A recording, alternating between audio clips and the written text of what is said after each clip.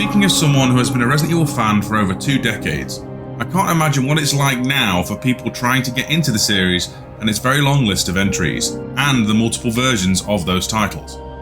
Thankfully, the beauty of ports is that it exposes new generations and new players to games that they may have missed and makes it easier for established fans to re-experience those fond memories once more. But there's a lot of choice out there. For example, should you play Resident Evil 2 on the PlayStation 1 or the Tiger 99X? This is Steve for First Aid Spray, and this is 5 of the best Resident Evil ports. Resident Evil Revelations Unveiled Edition for the Wii U, Xbox 360 and PlayStation 3.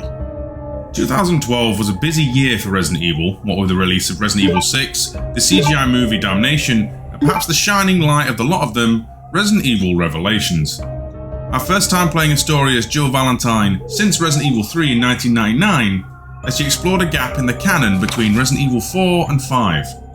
However, the original release was not a big multi-format affair, but instead contained just to the humble Nintendo 3DS. And by all means, it was a great game, but this did reduce down the potential audience size somewhat.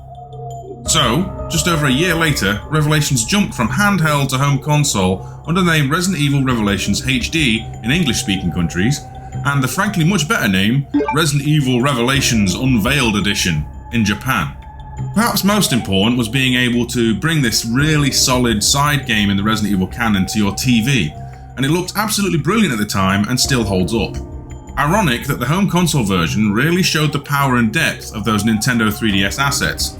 However, Capcom didn't just leave it at that and call it a day. Features of this version over the handheld original include new character costumes, new raid mode characters, a refreshed user interface, a new enemy type called Wall Blister, and a new difficulty setting. Also, if you're playing on the Nintendo Switch, an adorable minigame called Ghost Ship Panic is bundled in for good measure. With Revelations structured like an American drama, it made a lot of sense to enjoy this story on your big screen. Resident Evil Deadly Silence for the Nintendo DS. Now let's flip it the other way around. In honour of the 10th anniversary of the series, Capcom released a souped-up version of the 1996 classic that players could take with them on the go by the name of Deadly Silence. This is because Nintendo DS game subtitles ran the full gambit of middling to downright terrible attempts at shoehorning in the acronym DS. Whilst some people turned their nose up at it at first, having been treated to the wonderful 2002 remake of the very same game, in the years following there's definitely been a lot of love given back to the classic 90s polygonal version of the adventure that started it all off, and Deadly Silence could be one of the best ways to enjoy it.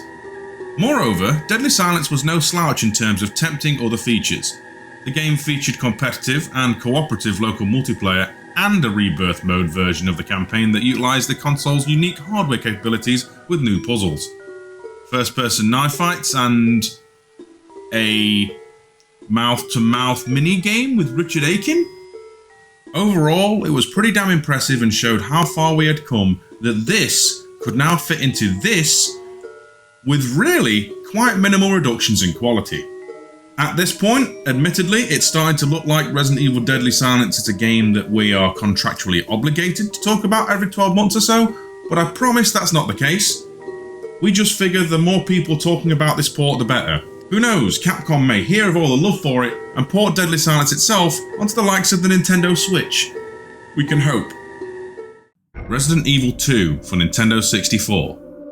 When we're talking about the technical side of ports, you can look no further than the pure wizardry that was the port of Resident Evil 2. To break it down into numbers, your average PS1 disc has a capacity of around 700 megabytes of data, which is obviously peanuts these days, but think of all the great experiences you've had crammed into that tiny number. Resident Evil 2 noticeably had 2 discs, 1400 megabytes. This is largely for the sake of, at the time, high quality audio files and FMVs.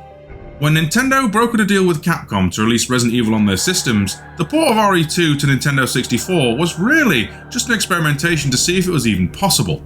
After all, an N64's cartridge's maximum space is a mere 500 megabytes. This meant shrinking the game's file size down by around 30% in order to fit Claire A, Leon B, Leon A, Claire B, Hunk and Tofu on there. But with some technical mastery, the impossible became a reality. Sure, RE2 on N64 isn't as aesthetically smooth or sound as its Sony counterpart, but it was an impressive feat all the same. You'd forgive the designers from calling it a day there, but they threw in some violence level and blood colour changing options, additional world building found in the EX files, new costumes, and the only example of a legitimate item randomizer in a Resident Evil game that makes RE2 on the N64 special in its own right. Resident Evil 4 for the Wii.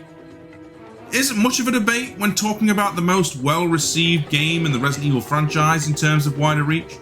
Sales figures aside, RE4 won multiple Game of the Year awards and has been lauded as a game that changed the industry forever with its reinvention and perfection of the over-the-shoulder third-person shooter gameplay that so many games would go on to use as a template and is still seen today.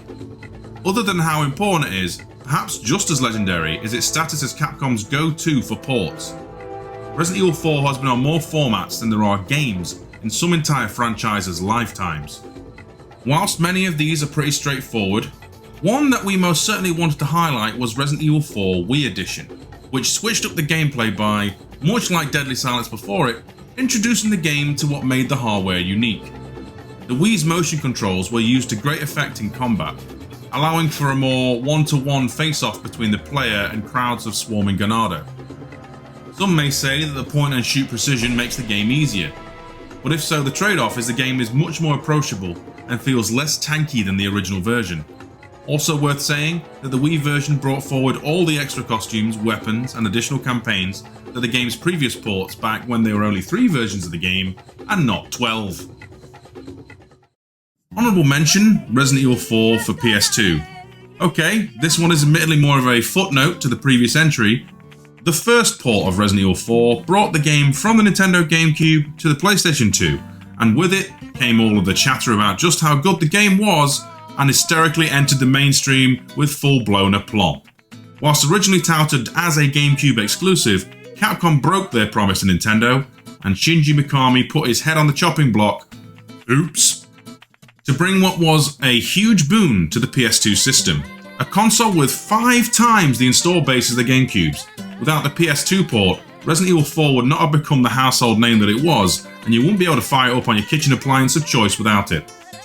Also, Separate Ways was good, although the cutscene's visual quality was terrible. Like seriously, it's like you're watching the game underwater or something.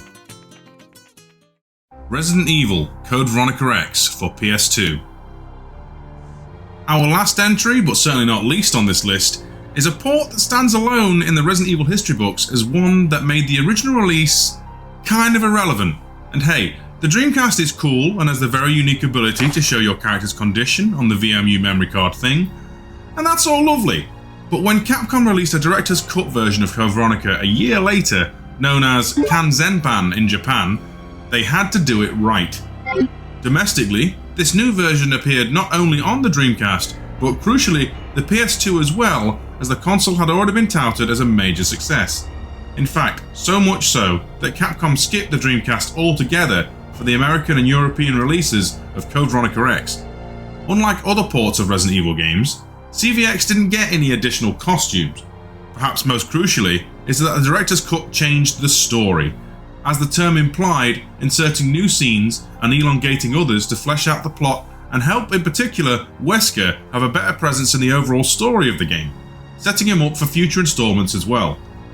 Also, as an added bonus, it gave Steve Burnside a new haircut so he could be his own man and less of a bad Leonardo DiCaprio wannabe.